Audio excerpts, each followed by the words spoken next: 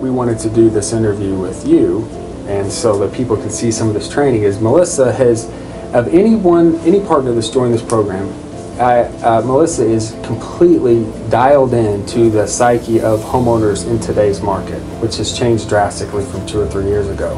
And because of that alignment, you've been able to go out on your first 8 appointments on the program. And how many of those 8 have you turned into listings? 8. 8 of them, okay? Yes. Now, we always talk about converting appointments into listings, but I find the word convert a little bit misleading. Yes.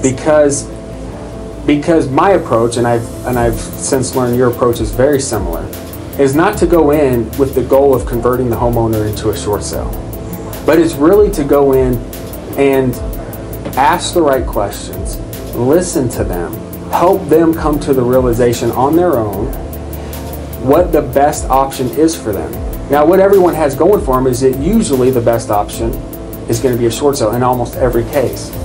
So we have to be skilled and adept at helping the homeowner come to that realization on their own that that's the option that they need to take action with. And the sooner they do it, the more likely that they're going to be able to stop their public foreclosure. So they actually convert themselves. And so when I've listened to your philosophy and how you approach them, and just the sheer authenticity and genuine care that you have for the homeowner, which is critically important, right? It's key. Yeah, I've learned, you have to get over yourself. You have to get over the money part. This isn't about us.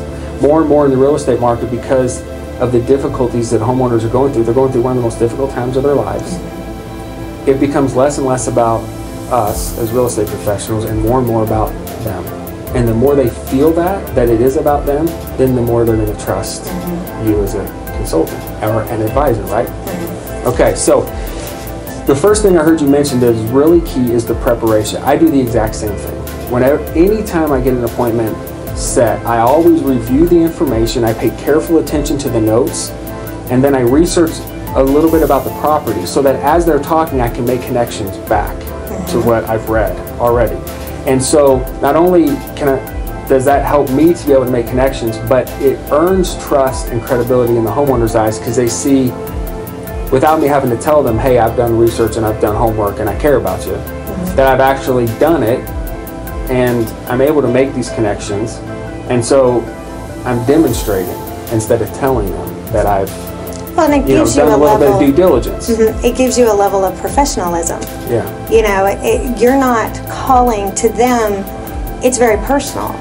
To them, it's actually somebody that is calling that actually knows about their home, that knows about the situation already. So immediately they're already impressed that you have that information. That they're like, oh, you knew that? I said, yes, absolutely.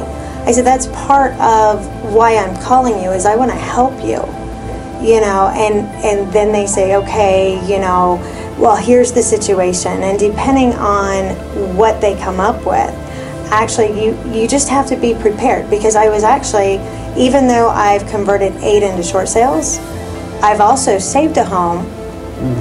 It was actually a condo. He was only 2 months behind, and we were able to do a remodification. He was, and let me tell you, he sent me an email back and he said, thank you to you and the program for assisting me in doing this. I really appreciate you giving me my options instead of telling me what to do.